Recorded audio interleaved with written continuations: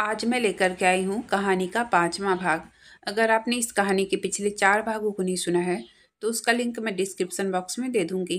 तो चलिए आगे की कहानी शुरू करते हैं।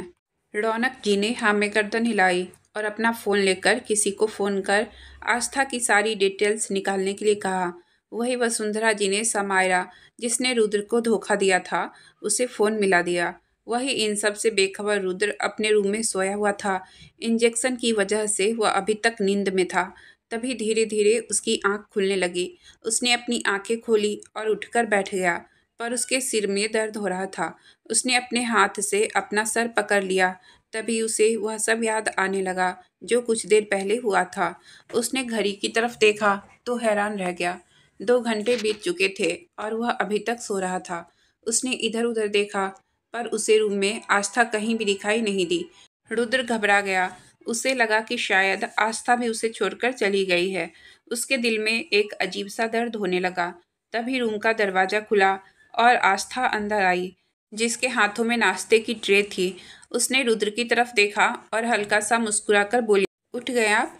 चलिए जल्दी से फ्रेश हो जाइए, फिर नाश्ता कर लीजिए। वही रुद्र ने दरवाजा खुलने की आवाज़ सुनकर उस तरफ देखा तो आस्था को देखकर उसे एक अजीब सी खुशी महसूस हुई। जो दिल अब तक बेचैन था वह सुकून से भर गया। वह जल्दी से बेड से उठा और आस्था की तरफ बढ़ा। जैसे ही आस्था नाश्ते की ट्रे टेबल पर रखकर पीछे मुड़ी, रुद्र ने एक झटके से उसे अपने सीने से लगा लिया। वही उसके ऐसे गले लगाने से आस्था एक पल को हैरान हो गई, पर फिर रुद्र की बढ़ी हुई धड़कनों को महसूस कर उसने अपने हाथ उसकी पीठ पर रख दिए और उसकी पीठ को सहलाते हुए बोली, शांत हो जाइए, मैं यही हूँ, आपके पास। मैं आपको छोड़कर कहीं नहीं जाऊंगी। उसकी बात सुनकर रुद्र ने और मजबूती से उसे अपनी बाहों में जकड़ लिया और जुनून से बोला, मैं जाने भी नहीं दूंगा। अब से आप हमेशा मेरे साथ रहेंगी। पूरी जिंदगी क्या, अगले हर जन्म में आपको मेरे साथ रहना है। उसकी बात सुनकर आस्था के चेहरे पर मुस्कान आ गई। उसके दिल को भी सुकून मिल रहा था।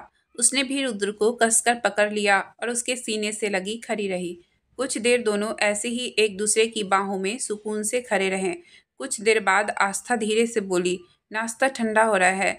उसकी बात सुनकर रुद्र ने उसे खुद से अलग किया और उसके गाल को सहलाते हुए बोला, बस अभी आया। यह बोलकर वह अपने कपड़े लेकर जल्दी से वॉशरूम में चला गया। वही उसे जाते देखकर आस्था धीरे से खुद से ही बोली, अब तो आपके पास ही रहना है। मुझे नहीं पता यह क्या है, पर आपके पास एक सुकून मिलता है। पहले मैं अपने सुहाग को बचा नहीं पाई, पर आपको मैं कुछ नहीं होने दूंगी। आपके सामने हमेशा ढाल बनकर खड़ी रहूंगी। आपको वह सारी खुशियां दूंगी जो आप डिजर्व करते हैं। यह बोलकर वह वॉशरूम के दरवाजे की तरफ देखने लगी, पर फिर उसने देखा कि नाश्ता ठंडा हो गया है, तो वह गर्म करने के लिए फिर नीचे चली गई। कुछ देर बाद वह वॉशरूम से बाहर आया तो आस्था को वहाँ ना देखकर वह रूम से बाहर निकलकर नीचे की तरफ बढ़ गया। उसने इधर उधर देखा, पर आस्था कहीं दिखाई नहीं दी। उसने राजू, जो वही सफाई कर रहा था, उससे आस्था के बारे में पूछा तो राजू ने उसे किचन की तरफ इशारा किया और बोला, दीदी किचन में है। रुद्र ने उसकी तरफ देखा और बोला, दीदी? राजू ने अपना चेहरा झुकाया और धीरे से बोला, मेम साहब ने हमें कहा है कि हम उन्हें मेम साहब ना बोलें और दीदी बोलें, तो हम उन्हें दीदी कहते हैं। उसकी बात सुनकर रुद्र मुस्कुरा दिया। उसे बहुत अच्छा लग रहा था कि आस्था बाकी लड़कियों की तरह नहीं है जो अपनी खूबसूरती या पैसों की घमंड करे। वह वहां से किचन की तरफ बढ़ गया। रुद्र को किचन में देखकर जो सर्वेंट किचन में थे वह हैरान हो गए, क्योंकि आज तक कभी रुद्र किचन में नहीं आया था। उसने इशारे से सर्वेंट को बाहर जाने के लिए कहा तो सभी सर्वेंट चुपचाप वहां से बाहर चले गए। रुद्र आस्था के पास गया और कढ़ाई में देखते हुए बोला, क्या बना रही हैं आप? वही एकदम रुद्र की आवाज़ सुनकर आस्था घबरा गई, पर फिर उसे देखकर खुद को शांत करते हुए बोली, आप यहाँ? हम बस ला रहे थे, नाश्ता ठंडा हो गया था तो सोचा जब तक आप फ्रेश होते हैं हम यह दोबारा गर्म कर लेंगे। आप बैठिए जाकर, हम बस अभी लेकर आए। रुद्र ने हाँ में गर्दन हिलाई और डाइनिंग टेबल पर आकर बैठ गया। कुछ देर बाद आस्था ने नाश्ता लेकर डाइनिंग टेबल पर आई और रुद्र को सर्व किया और खुद भी उसके पास ही बैठ गई। रुद्र ने अपनी प्लेट में पोहे देखे तो उसकी आंखों में चमक आ गई। उसने जल्दी से चम्मच लिया और पोहे खाने लगा। रुद्र को शुरू से ही पोहा बहुत पसंद था। उसके पापा हमेशा उसके लिए पोहा बनाते थे, पर उनकी डेथ के बाद रुद्र ने पोहा खाना छोड़ दिया था। आज इतने सालों बाद पोहा खाकर उसे बहुत अच्छा लग रहा था। उसकी आंखें नम हो गई। आस्था ने जब उसकी नम आंखों को देखा तो जल्दी से बोली, क्या हुआ? अच्छा नहीं बना है क्या? मिर्ची तो नहीं ज़्यादा हो गई पोहे में? रुद्र ने नामे गर्दन हिलाई और पोहा खाते हुए बोला, नहीं, अच्छा बना है। इनफैक्ट बहुत अच्छा बना है। आस्था अभी भी उसकी नम आंखों को देख रही थी। रुद्र ने उसकी तरफ देखा और हल्का सा मुस्कुराकर बोला, पापा हमेशा मेरे लिए ऐसे ही पोहा बनाते थे। मुझे पोहा बहुत पसंद था। मैं हमेशा पापा से यह बनवाता था। फिर पापा चले गए मुझे छोड़कर। उनके जाने के बाद मैं पोहा खाना भी छोड़ दिया। आज बहुत सालों बाद पोहा खाया है। सेम वैसा ही बना है जैसा पापा बनाते थे। यह बोलकर वह फिर पोहा खाने लगा। पर आस्था उसकी आंखों में दर्द देख सकती थी, जो उसके पिता के जाने का था। उसे तो कभी पिता का प्यार मिला ही नहीं। माँ उसे जन्म देते ही चल बसी थी। उसके पिता ने उसकी माँ की मौत का जिम्मेदार उसे मान लिया था और कभी उसकी तरफ देखा तक नहीं था। उसे संभालने के लिए सौतेली माँ ले आए थे, जिसने आस्था का जीना हराम कर दिया था। पर वह बताती भी किसे, इसलिए चुपचाप सब सहती रही। पहले सौतेली माँ और फिर सास, सबके जुल्म सहा उसने, पर उसका दर्द सुनने वाला कोई था ही नहीं। उसने चुपचाप अपना नाश्ता किया और बर्तन लेकर किचन में चली गई। पर रुद्र से उसकी आंखों और चेहरे का दर्द छुप ना सका। पर उसने कुछ नहीं कहा और जाती हुई आस्था को देखता रहा। फिर वह भी उठा और अपने रूम की तरफ बढ़ गया। वह रूम में आया और ऑफिस जाने के लिए तैयार होने लगा। कुछ टाइम बाद वह तैयार हो गया। तभी आस्था रूम में आई। उसे देखकर रुद्र उसके पास आया और उसका हाथ पकड़कर उसे बेड पर बिठाकर खुद उसके पास बैठ गया और उसका हाथ अपने हाथों में लेकर बोला, जानता हूँ कि यह जगह आपके लिए नहीं है, पर आपको कुछ भी ज़रूरत हो या कुछ भी चाहिए हो तो राजू को बोल देना, वह सब लाकर दे देगा। मेरी एक इम्पॉर्टेंट मीटिंग है, इसलिए मुझे ऑफिस जाना होगा, पर आप अपना ध्यान रखना। और हाँ, रोना मत, मैं जल्दी आ जाऊँगा। आस्था ने ध्यान से उसकी बातें सुनी और हाँ में अपनी गर्दन हिला दी। रुद्र ने कुछ पल उसे देखा और फिर उसके माथे को चूमकर वहाँ से चला गया। उसका मन तो नहीं कर रहा था उसे छोड़कर जाने का, पर उसका जाना जरूरी था। आस्था उसे जाते हुए देखती रही। रुद्र बाहर आया और अपनी गाड़ी में बैठकर अपने ऑफिस की तरफ निकल गया। रुद्र को पता था कि वसुंधरा जी को उसकी शादी की बात पता चलते ही वह कुछ न कुछ हंगामा तो करेंगी, और ऐसा क्या था वह तो रुद्र को ही पता होगा। कुछ देर बाद उसकी गाड़ी आरपीएस कॉरपोरेशन के सामने जाकर रुकी। वह गाड़ी से बाहर आया और अंदर की तरफ बढ़ गया। सारे एम्प्लॉय उसे देखकर उसे ग्रीट कर रहे थे, पर रुद्र ने किसी पर ध्यान नहीं दिया और अपनी पर्सनल लिफ्ट से सबसे टॉप फ्लोर पर चला गया, जहां उसका केबिन था। वह अपने केबिन में आया और अपनी बड़ी सी चेयर पर बैठ गया। उस समय उसका चेहरा भावहीन था। तभी उसके केबिन का डोर नॉक हुआ। रुद्र ने अपनी सख्त आवाज में कम इन कहा तो प्रवीण अंदर आया, जो पहले ही ऑफिस आ चुका था। उसने रुद्र को ग्रीट किया और उसे देखते हुए धीरे से बोला, आप ठीक हैं बॉस? रुद्र ने उसके सवाल को इग्नोर किया और उसे देखते हुए बोला, कुछ पता चला? प्रवीण ने हाँ में गर्दन हिलाई और बोला, जी बॉस, वह मैम के बारे में पता करने को कह रहे थे। आपकी शादी के बारे में पता चलते ही वह वहाँ से रौनक सर के पास कंपनी गई और उन्हें सब कुछ बताया और रौनक सर को आस्था मैम की सारी डिटेल निकालने के लिए बोला। पर आपके कहने के मुताबिक मैम की सारी डिटेल्स लॉक करवा दी है। वह लोग चाहकर भी मैम के बारे में पता नहीं कर सकते हैं। रुद्र ने उसकी बात सुनी और भावहीन चेहरे के साथ बोला, मेक श्योर उन्हें आस्था के बारे में कुछ भी पता ना चले। छोटी से छोटी डिटेल को हाइड कर दो। मैं नहीं चाहता हूँ कि उन लोगों की वजह से उन्हें कोई भी दिक्कत हो। प्रवीण ने हाँ में गर्दन हिलाई और फिर धीरे से बोला, बॉस, एक और बात थी। रुद्र ने उसकी तरफ देखा और आंखों से ही बोलने का इशारा किया तो प्रवीण धीरे से बोला, वह मिसेस सी ने समायरा को वापस बुलाया है। पता नहीं उनका क्या प्लान है, पर मैं पता करने की कोशिश कर रहा हूँ। उसकी बात सुनकर रुद्र टेढ़ा मुस्कुरा दिया और अपना सर सीट से टिकाते हुए बोला, वह लोग उसे मेरी जिंदगी में वापस लाना चाहते हैं ताकि अपने प्लान को अंजाम दे सके। पर वह लोग यह भूल चुके हैं कि मैं वह पहले वाला रुद्र नहीं रहा।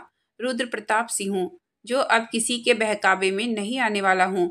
यह वाला रुद्र कमजोर नहीं है, बल्कि इतना ताकतवर है कि उन सबको एक पल में बर्बाद कर सकता है। और अब तो एक और वजह है मेरी ज़िंदगी में, जिसके लिए मुझे मजबूत होना होगा। उन पर मैं एक आंच तक भी नहीं आने दे सकता। इस रुद्र प्रताप सिंह की जिंदगी है वह। प्यार तो मैंने पहले भी किया था, जिसमें मुझे सिवाय धोखे के कुछ नहीं मिला, पर उनसे मुझे इश्क हुआ है, वह भी बेपनाह बेइंतहा इश्क। उनको अपने पास रखने के लिए मैं किसी भी हद तक जा सकता हूँ। किसी को भी उन्हें कोई नुकसान पहुँचाने नहीं दूंगा, और जो भी उनको नुकसान पहुँचाने की कोशिश करेगा उसका सामना असली रुद्र प्रताप सिंह से होगा। यह सब बोलते समय उसकी आंखों में एक दीवानगी, एक जुनून था जो आस्था के लिए था। प्रवीण रुद्र की बातें सुनकर हैरान भी था और खुश भी था। उसे खुशी हो रही थी कि उसके बॉस अपनी बीवी से इतना प्यार करते हैं। रुद्र ने फिर कुछ और बातें समझाई और अपना आज का शेड्यूल पूछकर अपने काम में लग गया। प्रवीण भी वहां से अपने केबिन में चला गया और अपने काम में लग गया। वही घर पर आस्था अकेले कमरे में बैठी बोर हो रही थी, इसलिए वह रूम से निकली और नीचे आ गई। वहाँ अपना काम करके सर्वेंट क्वार्टर में जा चुके थे, बस एक दो सर्वेंट ही वहाँ थे। वह नीचे आई, तभी राजू उसके पास आया और उसे देखकर बोला, दीदी, दोपहर के खाने में क्या खाएंगी आप? आस्था ने उसकी तरफ देखा और हिचकिचाते हुए बोली, क्या वह खाना खाने घर आएंगे? राजू ने उसकी बात सुनी और थोड़ा मायूस होते हुए बोला, बॉस दिन को क्या, कभी रात को भी खाना खाने नहीं आते हैं। हमेशा काम में ही लगे रहते हैं, कभी खुद पर ध्यान ही नहीं देते। जिस दिन जल्दी आ जाते हैं उस दिन तो खाना खा लेते हैं, पर ज़्यादातर लेट ही घर आते हैं। उस दिन नहीं खाते हैं, ऐसे ही सो जाते हैं, और कई कई दिनों तक तो घर आती ही नहीं है। उसकी बात सुनकर आस्था कुछ नहीं बोली, क्योंकि रुद्र से उसके पास्ट के बारे में जानकर और अब राजू की बातें सुनकर वह इतना तो समझ ही गई थी कि रुद्र बहुत अकेला है और वह अपने परिवार से भी अलग रहता है। तभी राजू उसे देखते हुए बोला, पहले अकेले थे तो नहीं आते थे, पर अब आप आ गई हैं तो इसलिए देखना, साहब भी जल्दी घर आ जाया करेंगे। उसकी बात सुनकर आस्था धीरे से मुस्कुरा दी, तभी कुछ सोचते हुए बोली, आपको पता है इनका ऑफिस कहाँ है? राजू ने हाँ में गर्दन हिलाई तो वह धीरे से गर्दन झुकाए हुए बोली, तो क्या आप उनके ऑफिस खाना पहुँचा देंगे? उसकी बात सुनकर राजू के चेहरे पर मुस्कान आ गई। उसने जल्दी से अपनी गर्दन हाँ में हिलाई तो आस्था बोली, ठीक है, फिर हम फटाफट खाना बना देते हैं, फिर आप उन्हें खाना दे आइएगा। यह बोलकर वह किचन की तरफ बढ़ गई और जल्दी से खाने की तैयारी करने लगी। राजू ने उसे मना भी किया और बोला, दीदी, आप रहने दो, शेफ है, वह खाना बना देंगे, आप बस यह बता दो कि बनाना क्या है। पर आस्था नहीं मानी और उसे देखते हुए बोली, कोई बात नहीं है, वैसे भी मैं फ्री ही बैठी हूँ, कोई काम तो है नहीं, इसलिए मैं खुद ही बना लूँगी। आप बस मुझे सारा सामान बता दीजिए कि कहाँ रखा हुआ है। राजू ने हाँ में गर्दन हिलाई और उसे सारा सामान बताने लगा और आस्था जल्दी से खाना बनाने लगी। दोपहर के 2 बज चुके थे। रुद्र अभी भी अपने केबिन में बैठा काम में लगा हुआ था। वह जब से आया था तब से लगातार काम कर रहा था। ना कुछ खाने का होश, ना कुछ पीने का सुध। उसने तब से एक घूंट पानी तक नहीं पिया था, बस लगातार काम किए जा रहा था। तभी उसके केबिन का डोर नॉक हुआ। रुद्र ने कमीन कहा तो प्रवीण अंदर आया और उसके साथ राजू भी अंदर आया, जिसके हाथ में बड़ा सा टिफिन था। रुद्र ने अपनी गर्दन उठाकर ऊपर देखा। प्रवीण के पास खड़े राजू को देखकर वह कंफ्यूज हो गया, क्योंकि आज तक राजू कभी उसके ऑफिस नहीं आया था। हाँ, एक दो बार आया था जब रुद्र ने उसे कोई फाइल वगैरह लेकर बुलाया था तब, पर तभी उसके मन में आस्था का ख्याल आया। उसके दिल में एक घबराहट सी हुई।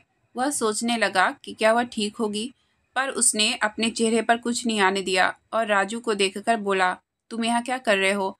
उसकी बात सुनकर राजू ने अपना सर झुकाया और बोला, दीदी ने आपके लिए लंच भेजा है। उसकी बात सुनकर रुद्र को 1 मिनट तो कुछ समझ ही नहीं आया कि वह क्या बोले, पर उसकी नज़र राजू के हाथ में पकड़ा टिफिन पर थम गई। तभी राजू फिर बोला, उन्होंने हमसे पूछा था कि क्या आप लंच के लिए घर आने वाले हैं, तो हमने उन्हें बताया कि आप लंच के लिए घर नहीं आते हैं और कभी कभी तो डिनर भी नहीं करते, इसलिए उन्होंने लंच बनाकर आपके लिए भेजा है। यह बोलकर वह चुप कर गया। वही उसकी बात सुनकर रुद्र ने उसे घूरकर देखा, पर राजू ने उसकी तरफ नहीं देखा, बस नीचे देखता रहा। तभी रुद्र उसे देखे बिना किसी भाव के बोला, ठीक है, टिफिन रख दो, मैं बाद में खा लूँगा। यह बोलकर वह फिर अपने काम में लग गया। तभी उसने महसूस किया कि राजू अभी भी वही खड़ा है, तो रुद्र ने उसकी तरफ देखा और बोला, अब क्या हुआ? राजू ने उसकी तरफ देखा और धीरे से हिचकिचाते हुए बोला, दीदी ने कहा है कि मैं आपको अपने सामने लंच करवा कर आऊं। उसकी बात सुनकर रुद्र को अंदर से बहुत अच्छा लग रहा था। आज तक कभी किसी ने उसकी इतनी परवाह नहीं की थी, पर उसने अपने चेहरे पर कुछ नहीं आने दिया। उसने एक गहरी सांस ली और अपनी सीट से उठकर वॉशरूम की तरफ जाते हुए बोला, ठीक है, खाना लगाओ, मैं आता हूँ। राजू ने हाँ में गर्दन हिलाई और जल्दी से वहाँ रखे टेबल पर टिफिन रखा और 2 प्लेट में खाना लगा दिया। उसने प्रवीण की तरफ देखा और बोला, दीदी ने आपके लिए भी खाना भेजा है, आप भी खा लीजिए। उसकी बात सुनकर प्रवीण चौंक गया, पर तभी रुद्र जो वॉशरूम से हैंड वॉश करके आया था, वह सोफे पर बैठते हुए बोला, बैठो और खाना खाओ। उसकी बात सुनकर प्रवीण ने हाँ में गर्दन हिलाई और वह भी वही बैठ गया। राजू ने दोनों को खाना दिया और एक साइड में खड़ा हो गया। रुद्र की नज़र जब खाने पर गई तो उसकी आंखों में एक चमक आई और चेहरे पर प्यारी सी मुस्कान आ गई, जिसे उसने जल्दी से छुपा लिया। लेकिन प्रवीण और राजू दोनों ही उसे मुस्कुराते हुए देख चुके थे। फिर रुद्र ने अपना खाना शुरू कर दिया। पहले बाइट खाते ही उसकी आंखें बंद हो गई। खाना सच में बहुत अच्छा बना था और ऊपर से सब कुछ उसका फेवरेट था। उसे खाते देखकर प्रवीण भी खाने पर टूट पड़ा। बेचारे को बहुत भूख लगी हुई थी, पर रुद्र की वजह से उसने कुछ नहीं खाया था। रुद्र ना तो कुछ खाता था, ना उसे खाने देता था, बस लगातार काम करता रहता और उससे भी करवाता रहता। पर शुक्रगुजार था अपनी लेडी बॉस का, जिसने उसके बारे में सोचा और उसके लिए भी खाना भेज दिया। रुद्र खाते हुए ही बोला, उन्होंने लंच कर लिया था। राजू ने उसकी बात सुनी तो जल्दी से बोला, दीदी तो मना कर रही थी, बोल रही थी कि वह बाद में खा लेंगी। पहले मैं आपको लंच दे आऊं, पर मैं उन्हें जबरदस्ती लंच करवाया हूँ। रुद्र ने उसकी बात सुनी और फिर धीरे से बोला, और यह डिश उन्हें किसने बताया? दरअसल आस्था ने रुद्र की फेवरेट पनीर की सब्जी बनाकर भेजी थी। साथ में पराठे थे, जो कि रुद्र को बहुत पसंद थे। जब कभी उसे कोई नई डील मिलती या कोई सक्सेस मिलती, तो वह कभी कभी शेफ को बोलकर यह सब बनवाता था। पर आज के खाने का टेस्ट ही अलग था। घर के खाने का और किसी अपनों के हाथ से बने खाने का टेस्ट कैसा होता है, यह तो रुद्र भूल ही गया था। पर आज बहुत सालों बाद किसी अपनों के हाथ का खाना खाकर उसे बहुत सुकून मिल रहा था। और यह अपना कोई और नहीं, उसकी बीवी थी, जो उसकी जान बन गई थी। वही रुद्र की बात सुनकर राजू बोला, वह दीदी को पता नहीं था कि आपको क्या पसंद है खाने में, तो उन्होंने हमसे पूछा था, इसलिए हमने उन्हें बता दिया था। वही उसकी बात सुनकर रुद्र खाते हुए ही मन में बोला, उनके हाथ का बना तो मैं कुछ भी खा सकता हूँ, वह बनाती ही इतना अच्छा है। सुबह पोहे भी इतने टेस्टी थे और अब यह खाना भी बहुत टेस्टी है। वही प्रवीण खाते हुए रुद्र की तरफ देख रहा था। उसकी आंखों की चमक बता रही थी कि उसे खाना कितना पसंद आया और वह कितना खुश है। उसे खुश देखकर प्रवीण भी खुश था। वह यही सोच रहा था कि चलो, अब कोई तो है जो उसके बॉस का भी ख्याल रख रहा है, वरना उसका बॉस तो लगातार अपना काम ही करता रहता है। ना कुछ खाने का होश होता है, ना आराम करने का। कई कई रातें तो वह घर नहीं आता है, बस यही ऑफिस में ही अपना काम करते रहता है। रुद्र और प्रवीण के लंच करने के बाद राजू वहाँ से चला गया। रुद्र और प्रवीण फिर अपने काम में लग गए, पर रुद्र के दिमाग में अभी भी आस्था का ही ख्याल चल रहा था। उसे आस्था के पास जाना था, उसे देखना था, पर काम की वजह से वह नहीं जा पा रहा था, इसलिए उसे बहुत बेचैनी हो रही थी। उसने अपनी आंखें बंद और सर सीट से टिका लिया और खुद को शांत करते हुए बोला, क्या कर दिया है आपने? कुछ ही दिन में इस कदर दिल में बस गई हैं कि अब आपको देखे बिना इन आंखों को चैन नहीं मिल रहा है। दिल बेकरार है आपके पास आने के लिए। आपको पास महसूस कर जो सुकून मिलता है, वह आज से पहले कभी नहीं मिला। तरस गया था इस सुकून के लिए। क्या कुछ नहीं किया, शराब के साथ साथ जिस्मों का सहारा भी लिया, पर फिर भी वह सुकून कहीं नहीं मिला जो आपको अपने पास देखने भर से मिल जाता है। अब तो इसी सुकून में पूरी जिंदगी बितानी है। आपको अपने से दूर कहीं नहीं जाने दूंगा। अगर किसी ने आपको मुझसे दूर करने की कोशिश की, तो उसे मारने से कोई रोक नहीं पाएगा। कुछ देर ऐसे ही खुद से बातें करने के बाद और खुद को शांत करने के बाद रुद्र अपने काम में लग गया। वहीं दूसरी तरफ वसुंधरा जी सिंह मेंशन पहुंची तो रुद्र की दादी मिसेस शांति प्रताप सिंह अपने छोटे बेटे सोहम प्रताप सिंह और उनकी पत्नी मालती प्रताप सिंह, रुद्र के छोटे चाचा चाची, वही हॉल में ही बैठे हुए थे। वसुंधरा जी उनके पास गई और वही सोफे पर बैठ गई। उसने अपनी सास शांति जी की तरफ देखा और भोला सा चेहरा बनाकर आंखों में आंसू लाकर बोली, देखिए ना माँ, रुद्र ने शादी कर ली और हम में से किसी को बताना भी जरूरी नहीं समझा।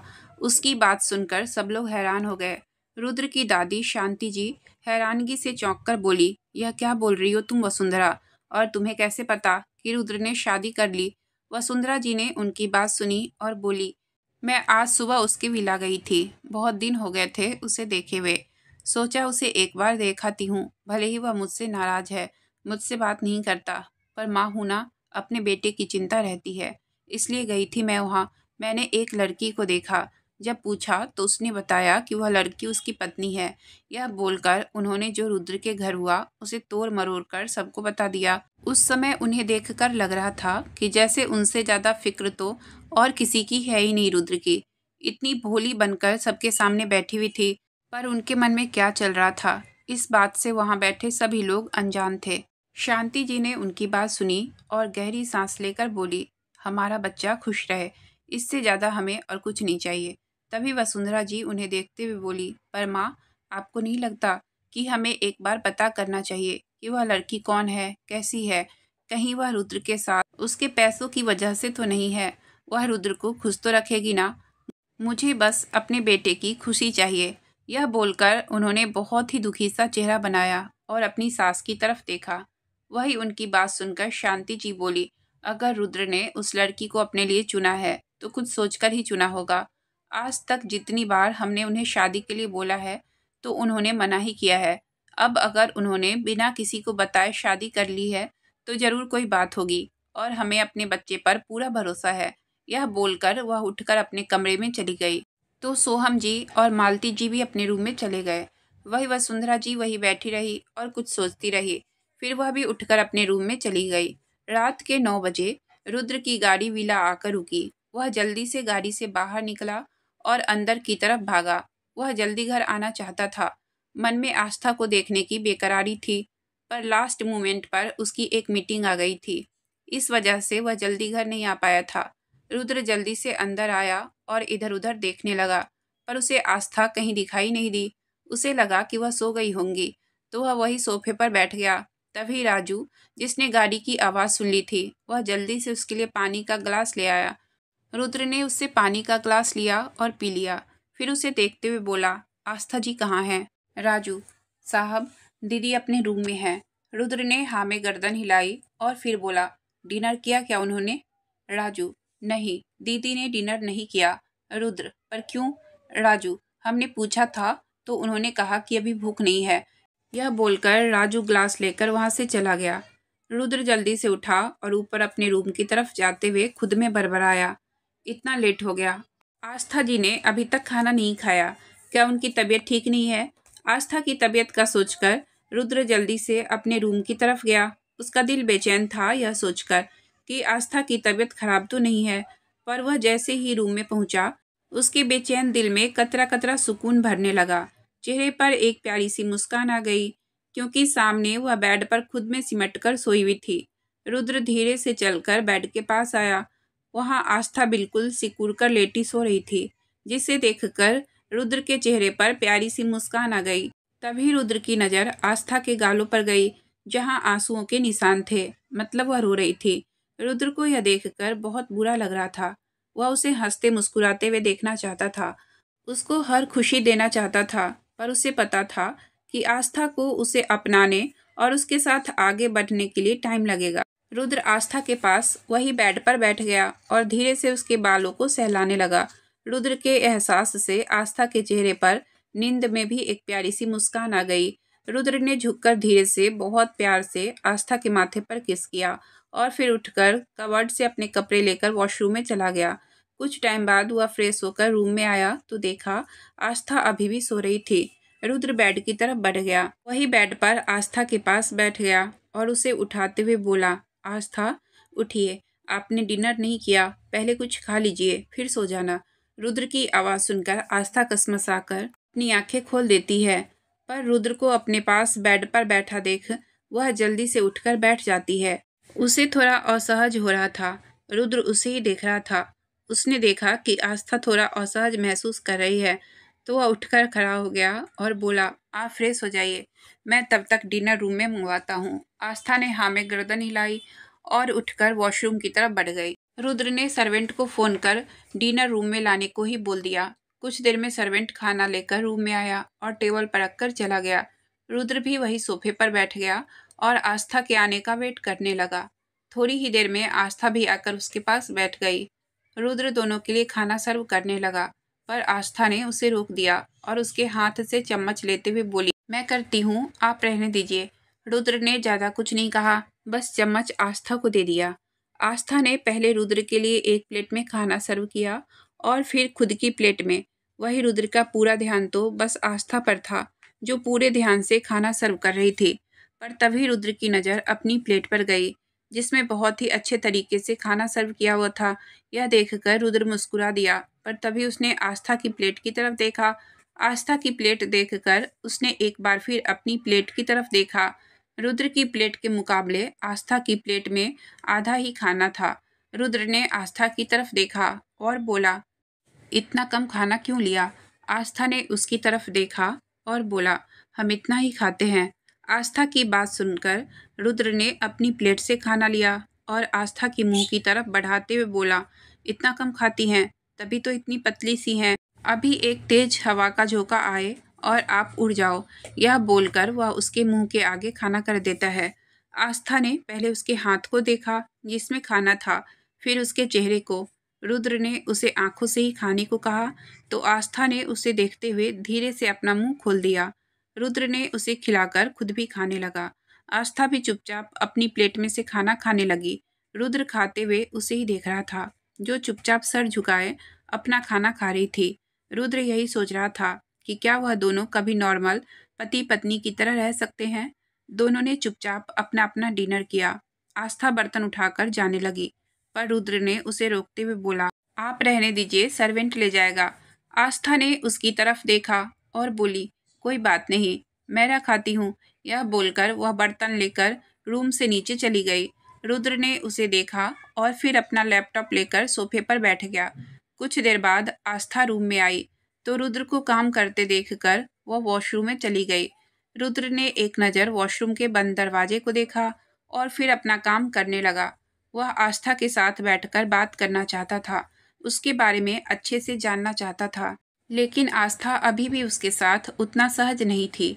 यह बात रुद्र समझता था कि अपनी बीती जिंदगी को भूलकर आगे बढ़ना उसके लिए इतना आसान नहीं है। रुद्र भी उसे समय देना चाहता था ताकि वह अच्छे से रुद्र के साथ सहज हो जाए और इस रिश्ते को दिल से अपना ले।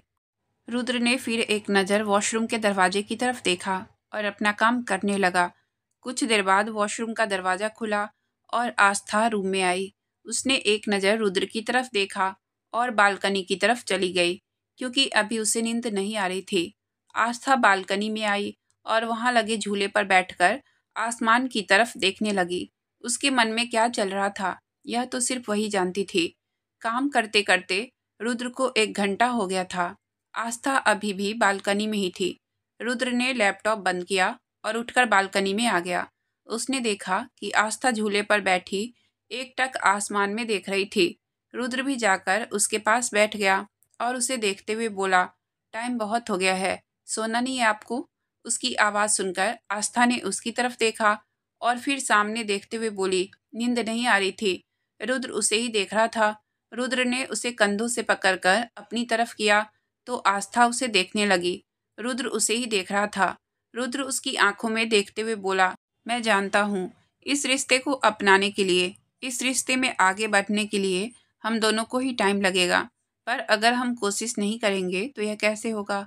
मैं यह नहीं कह रहा हूँ कि हम बिल्कुल एक पति पत्नी की तरह इस रिश्ते को शुरू करें, पर एटलीस्ट हम एक दोस्त की तरह तो बात कर सकते हैं। एक दोस्त की तरह एक दूसरे से अपने मन की बातें बोल सकते हैं। पर अगर आप इसी तरह चुपचाप रहेंगी, मुझसे कुछ बात ही नहीं करेंगी, तो मैं कैसे समझूंगा कि आपके मन में क्या चल रहा है।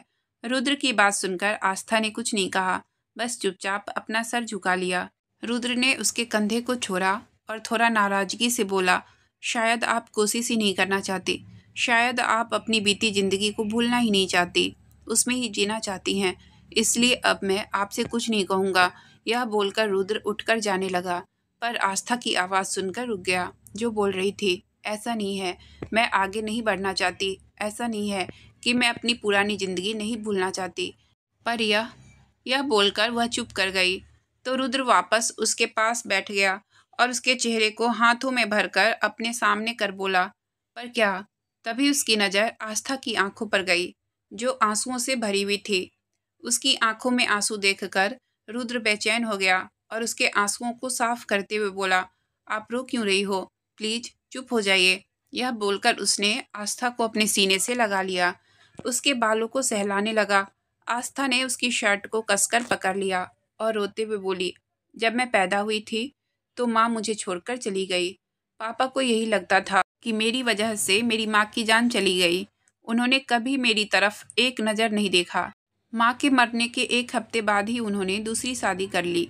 मैं बहुत छोटी थी, मुझे कभी माँ का प्यार नहीं मिला। जैसे जैसे बड़ी होती गई, यह समझने की कोशिश करती गई कि माँ रोहिणी को इतना प्यार क्यों करती हैं, जबकि मेरी तरफ तो वह एक नज़र देखती तक नहीं थी। रोहिणी आस्था की सौतेली बहन थी, उसके पापा और उनकी दूसरी पत्नी की बेटी। मैं घर के सारे काम करती, फिर भी मुझे उनके डांट के अलावा कुछ हासिल नहीं हुआ। कुछ भी गलती हो जाती तो वह मुझ पर हाथ उठा देती। पापा ने कभी कुछ नहीं कहा, मैं बस उनके सामने रोती रह जाती, पर वह मुझे नज़रअंदाज कर वहाँ से चले जाते। मैं हमेशा यही सोचती कि मैं ऐसी कौन सी गलती कर दी जो पापा मुझसे बात करना तो दूर मेरी तरफ देखते तक नहीं है, और माँ भी सिर्फ रोहिणी से प्यार करती है और मुझे नहीं। फिर एक दिन पता चला कि जिन्हें मैं अपनी माँ समझती हूँ वह तो मेरी माँ है ही नहीं। मेरी माँ तो मुझे जन्म देते ही इस दुनिया को छोड़कर चली गई, मुझे अकेला छोड़कर चली गई। पापा की मुझसे नफरत करने की वजह मुझे पता चली। यह सब बताते हुए आस्था बहुत रो रही थी। रुद्र से उसका रोना बर्दाश्त नहीं हो रहा था। उसने उसके आंसुओं को साफ किया और उसके माथे को चूमते हुए बोला, बस चुप हो जाइए, मैं आपको रोते हुए नहीं देख सकता। आस्था ने उसकी तरफ देखा और रोते हुए नाम में गर्दन हिलाकर बोली, नहीं, आज मैं बताना चाहती हूँ। कोई नहीं था मेरे पास जिसे मैं अपने दिल की बातें बता सकूं, पर मैं बताना चाहती हूँ। रुद्र उसे अपने सीने से लगाकर उसके बालों को सहलाते हुए बोला, बताइए, जो भी मन में है वह सब बताइए, मैं हूँ यहाँ आपको सुनने के लिए। रुद्र की बात सुनकर आस्था फिर बोलना शुरू करती है। धीरे धीरे समय बीतने लगा, पर माँ और पापा का व्यवहार मेरे साथ वैसा ही रहा। 12वीं करने के बाद माँ के कहने पर पापा ने मेरी पढ़ाई भी छुड़वा दी। मैं पढ़ना चाहती थी, पर पापा से बोल ना सकी। फिर एक दिन पापा घर आए और उन्होंने बताया कि मेरी शादी अपने दोस्त के बेटे के साथ तय कर दी है। रोहित पहले भी हमारे घर आता था, पर मुझे अभी शादी नहीं करनी थी। मैंने मना किया कि मुझे अभी शादी नहीं करनी, पर पापा ने मेरी बात नहीं मानी। एक हफ्ते के अंदर ही मेरी शादी रोहित से हो गई। रोहित बहुत अच्छे थे, उन्होंने कभी मुझसे ज़बरदस्ती उस रिश्ते को निभाने को नहीं कहा, मुझे टाइम दिया। पर शादी के एक हफ्ते बाद ही यह बोलकर वह फिर रोने लगी। रुद्र उसे अपने सीने से लगाए उसकी सारी बातें सुन रहा था। उसे रोते देख उसकी पकड़ उस पर और मजबूत हो गई, पर उसने उसे रोने से नहीं रोका। वह चाहता था कि उसके अंदर जो दर्द इतने सालों से है वह उसे बाहर निकाले, इसलिए उसने उसे रोने दिया। बस उसे सीने से लगाए उसके बालों को सहलाता रहा। तभी आस्था फिर बोली, शादी के एक हफ्ते के बाद वह सुबह घर से निकले, यह बोलकर वह किसी काम से जा रहे हैं। मैंने उन्हें रोका कि वह मत जाए, क्योंकि मुझे उस दिन कुछ अच्छा नहीं लग रहा था, बहुत बेचैनी हो रही थी। पर उन्होंने मेरी बात नहीं मानी और जल्दी आने का बोलकर चले गए। शाम को लक्ष्य को एक फ़ोन आया तो वह घबराते हुए घर से चला गया। सब लोग बहुत परेशान थे। लगभग 2 घंटे बाद एक एम्बुलेंस घर के बाहर आकर रुकी। उसमें से लक्ष्य बाहर आया और उसके साथ 2 वार्ड बॉय थे। एक डेड बॉडी को लेकर बाहर निकले। हम सब बहुत परेशान थे। क्या हुआ? माँ जी लक्ष्य से पूछ रही थी कि वह किसकी डेड बॉडी है, पर लक्ष्य कुछ नहीं बोला। तभी माँ जी ने आगे बढ़कर उनके चेहरे से कपड़ा हटा दिया। उन्हें इस तरह देख मैं आगे उससे बोला ही नहीं जा रहा था, वह बस रोए जा रही थी। रुद्र ने उसे खुद से अलग किया और उसके आंसुओं को साफ करके प्यार से उसका माथा चूम लिया। तभी आस्था उसे देख रोते हुए बोली, सब लोगों ने मुझे मनहूस कहा कि मुझसे शादी होते ही यह हो गया। पहले जन्म लेते ही मैं अपनी माँ को खा गई और शादी के एक हफ्ते बाद ही पति को खा गई। पर किसी ने मुझे नहीं पूछा कि मुझ पर क्या बीत रही थी। पहले मुझे माँ बाप का प्यार नहीं मिला तो सोचा शादी के बाद पति का प्यार मिलेगा, पर वह भी मेरे नसीब में नहीं था। धीरे धीरे वक्त बीतने लगा। मैंने उसे ही अपनी नियति मान लिया था। मैंने मान लिया था कि मुझे कभी किसी का प्यार नहीं मिलेगा, और रोहित जी के जाने के बाद तो बिल्कुल भी नहीं, क्योंकि एक विधवा को यह समाज किन नज़रों से देखता है यह हम सबको पता है। पर उस दिन शादी में ना चाहते हुए मैं आपसे बंध गई, फिर रुद्र की आंखों में देखते हुए, पर मैं डरती हूँ। रुद्र भी उसकी आंखों में ही देख रहा था। तभी आस्था आगे बोली, डरती हूँ कि अगर मेरी वजह से आपको कुछ हो गया तो, अगर मेरा मनहूस साया आप पर पड़ गया तो मैं खुद को कभी माफ़ नहीं कर पाऊंगी। उसकी बात सुनकर और उसके मुंह से खुद के लिए मनहूस शब्द सुनकर रुद्र ने उसके होठों पर अपने हाथ रख दिए और चुप करवाते हुए बोला, आप मनहूस नहीं हैं। जो भी हुआ है उसमें आपकी कोई गलती नहीं है, इसलिए खुद को इस तरह से बोलना बंद कीजिए। आज के बाद मुझे आपके मुंह से खुद के लिए यह शब्द सुनने को ना मिले। आस्था ने उसके हाथ को अपने होठों से हटाया और रोते हुए बोली, आपके कहने से सच नहीं बदल जाता। सच यही है कि मेरे जन्म लेते ही मेरी माँ चली गई और मुझसे शादी होते ही रोहित जी इस दुनिया को छोड़कर चले गए। अब अगर आपको भी कुछ हो गया तो वह आगे कुछ बोलती, उससे पहले ही रुद्र ने उसके होठों पर अपने होठ रख दिए और उसे चूमने लगा। उसे बहुत प्यार से चूम रहा था। आस्था की आंखें हैरानी से बरी हो गई। उसका रोना भी बंद हो गया। वह बस अपनी आंखों को बरी किए हैरानी से रुद्र को देख रही थी, सांस लेने में अपनी आंखें बंद किए बस उसे चूमे जा रहा था। छोड़ दिया और उसके माथे से माथा जोड़कर अपनी सांसों को संभालते हुए बोला, आगे से अगर आपने खुद के लिए ऐसे शब्दों का इस्तेमाल किया तो मैं फिर से आपको ऐसे ही पनिशमेंट दूंगा। यह बोलकर उसने आस्था की तरफ देखा, जो अपनी सांसों को संभालने की कोशिश कर रही थी। रुद्र ने उसे अपने सीने से लगा लिया और उसके बालों और पीठ को सहलाने लगा। कुछ देर दोनों ऐसे ही बैठे रहे। फिर रुद्र ने आस्था को खुद से अलग किया और उसे देखने लगा, जो सर झुकाकर बैठी हुई थी। रुद्र ने उसके चेहरे को हाथों में भरा और ऊपर कर उसे देखने लगा। आस्था का चेहरा शर्म से लाल हो गया था। कुछ देर पहले रुद्र का उसे किस करना याद कर उसे बहुत शर्म आ रही थी। रुद्र उसके शर्म से लाल हुए चेहरे को देखकर मुस्कुराते हुए बोला, क्या हुआ? आस्था ने कुछ नहीं कहा तो रुद्र उसकी आंखों में देखते हुए बोला, इतना शर्माने की जरूरत नहीं है। चाहे जैसे भी हो, हम दोनों अब पति पत्नी हैं और पति पत्नी के रिश्ते में इतना चलता है। आस्था ने कुछ नहीं कहा, बस चुपचाप बैठी रही। तो रुद्र फिर बोला, चलिए सो जाइए, अब रात हो गई है। यह बोलकर वह उठा और आस्था का हाथ पकड़कर उसे अपने साथ रूम में ले आया। उसने आस्था को बिस्तर पर लिटाया और उसे ब्लैंकेट से कवर कर उसके बालों को सहलाते हुए खुद सोफे की तरफ जाने लगा। तो आस्था उसे देखते हुए बोली, आप कहाँ जा रहे हैं? रुद्र ने उसकी तरफ देखा और मुस्कुराते हुए बोला, आप यहाँ सो जाइए, मैं सोफे पर सो जाऊंगा। उसकी बात सुनकर आस्था उठकर बैठ गई और चेहरा झुकाए धीरे से बोली, बेड काफ़ी बड़ा है, आप चाहे तो यही सो सकते हैं। रुद्र, कोई बात नहीं है, मैं सोफे पर सो जाऊंगा, आप आराम से सो जाइए। उसकी बात सुनकर आस्था ने उसकी तरफ देखा और बोली, आपने ही कहा था कि हम पति पत्नी हैं, तो हम एक बेड पर सो सकते हैं। उसकी बात सुनकर अब रुद्र कुछ नहीं बोला, बस चुपचाप बेड पर दूसरी साइड जाकर लेट गया। आस्था भी अपनी जगह पर लेट गई और कुछ देर में ही सो गई। कुछ देर बाद जब रुद्र को लगा कि वह सो गई है, तो धीरे से उसके करीब आया और उसे अपनी बाहों में भरकर उसका माथा चूमते हुए बोला, बहुत जल्दी, पूरे हक और पूरे मन से आप मुझे अपने पास सोने के लिए कहेंगी। यह बोलकर उसने अपनी आंखें बंद कर ली और वह भी नींद की आगोश में चला गया। आज की कहानी मैं यहीं तक रहने देती हूँ। इससे आगे की कहानी मैं कल लेकर आऊँगी। अगर आपको कहानी अच्छी लगी हो तो प्लीज़ वीडियो को लाइक और चैनल को सब्सक्राइब करें। आपका बहुत बहुत धन्यवाद।